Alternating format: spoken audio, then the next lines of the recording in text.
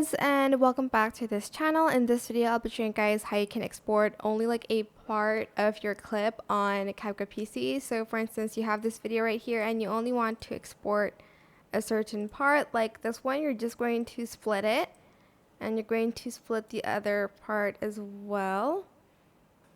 Here, select the clip that you want to just export, right click, select go to range, and then select an area by clip. Then you're just going to export the video as usual, and it's going to only export that part.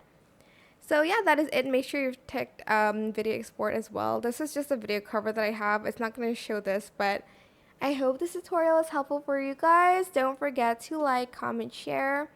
Also subscribe to this channel if you haven't done that already.